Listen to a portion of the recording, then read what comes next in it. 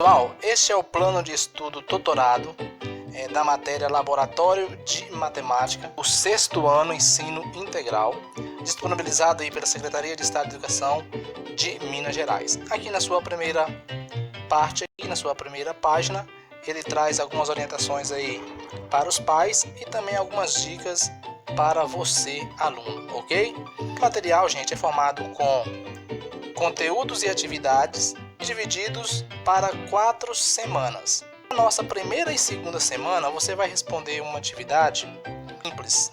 Para isso, você vai ter que aprender um pouquinho sobre parte inteira e parte decimal de um número. Então, como fazer isso, professor? Eu vou dar para você uma super dica de como, então, saber a parte inteira e a parte decimal de um número, e a partir daí você vai aqui localizar a sua atividade da semana 1 e da semana 2 e vai realizar aqui a sua atividade respondendo as questões, ok? Então assista aí o que é parte inteira e o que é parte decimal de um número. Pessoal, nós vamos entender aqui agora o que é parte inteira e parte decimal de um número.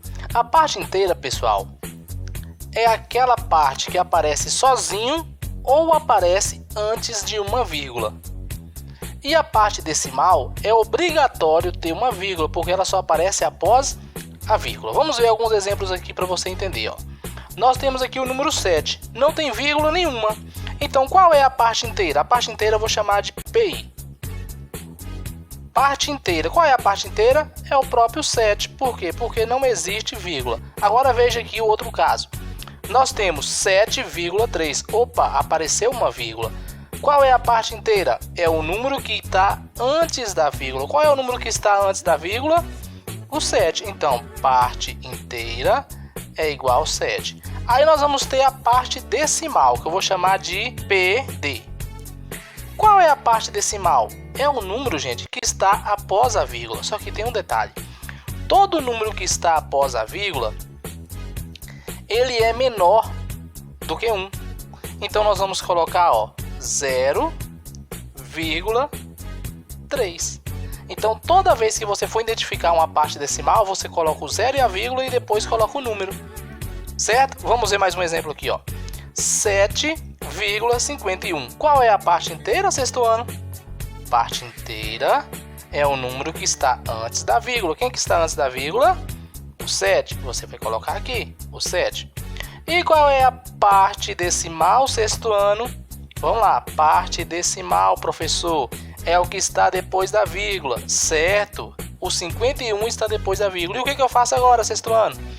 O senhor coloca um 0, uma vírgula e coloca o número, que é 51. Prontinho, muito bem, parabéns.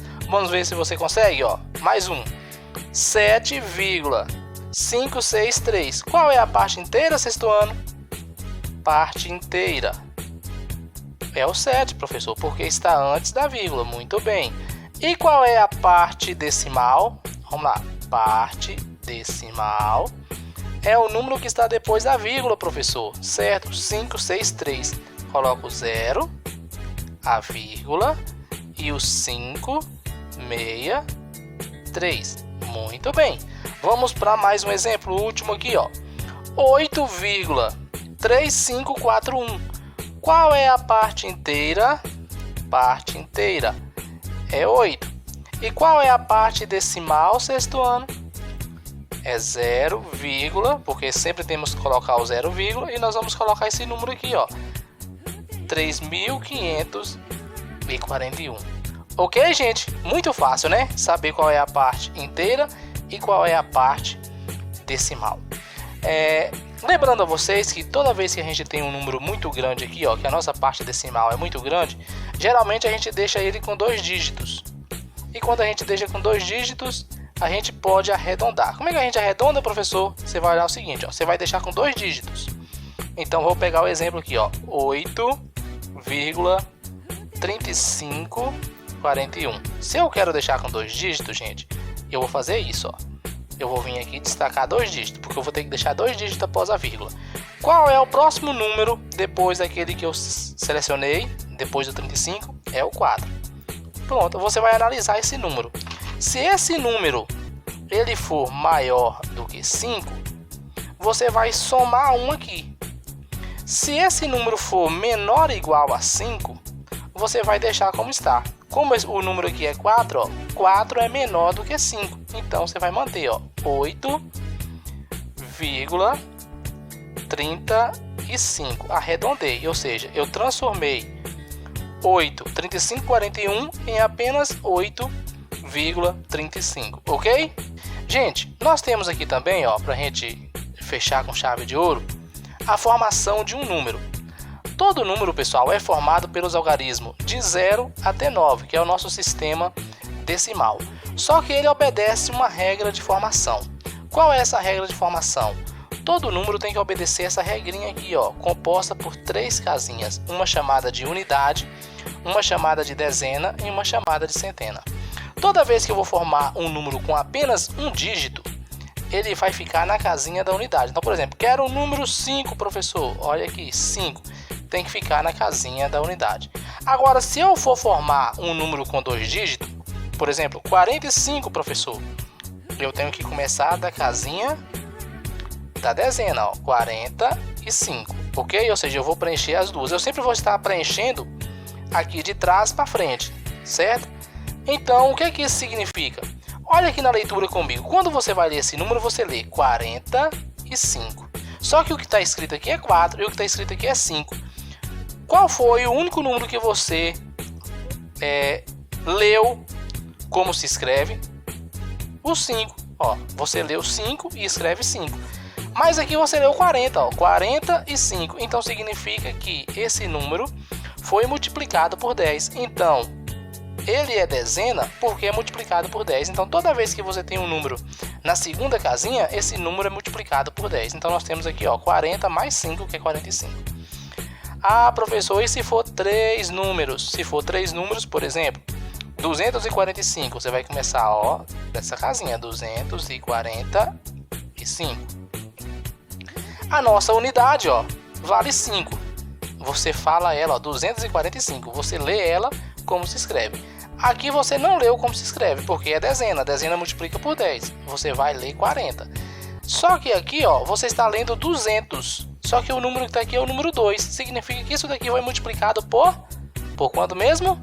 Por 100. Então, isso daqui vai ser 200. Então, ó, a centena vem de 100, é multiplicada por 100. A dezena vem de 10, é multiplicada por 10.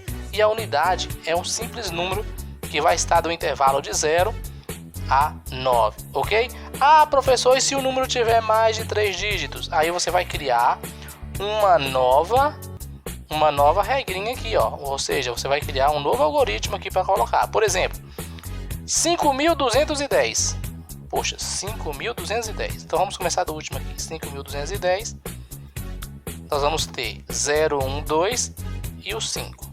5.210. Essas 3 casinhas foi preenchida e eu só preenchi essa casinha da unidade. Mas espera aí, se aqui é unidade, dezena e centena, isso daqui é unidade também? Mas isso daqui já vai receber um nome especial. É unidade de milhar, porque o número que você vai ler aqui agora, ó, esse número vai ser multiplicado por 1000.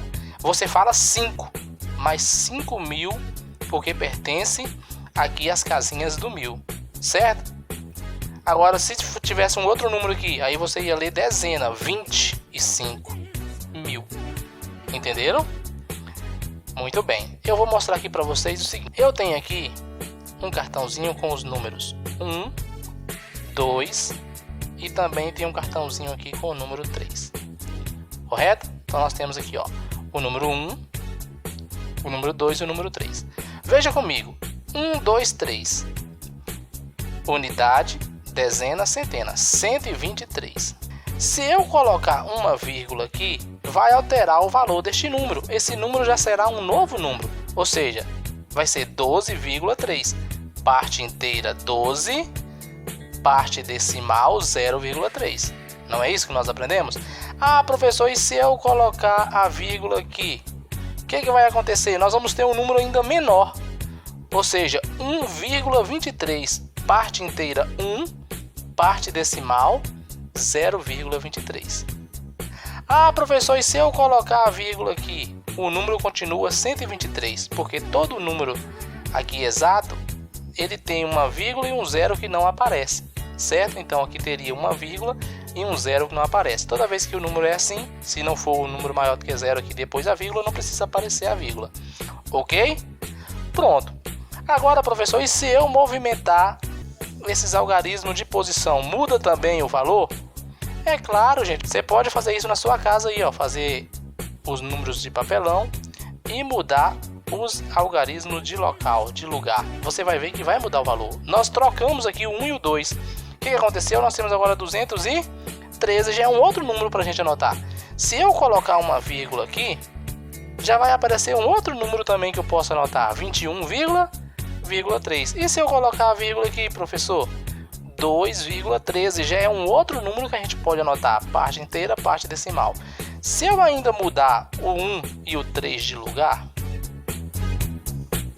nós vamos ter outros números para anotar, ó.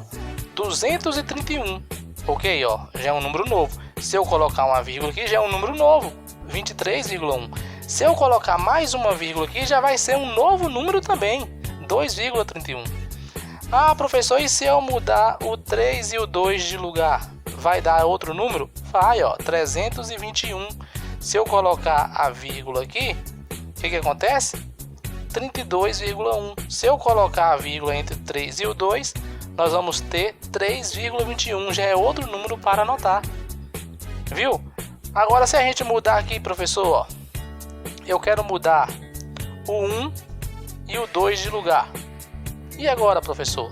Temos outros números, ó, 312. Se eu colocar a vírgula aqui na casa da dezena, 31,2. Se eu colocar a vírgula na casa da centena, 3,12. Viu como que se a gente movimentar os algarismos de posição sempre vai formar novos números? Agora que você aprendeu isso, você abre seu pad, volta lá nas questões e responda a sua atividade da semana 1 e da semana 2.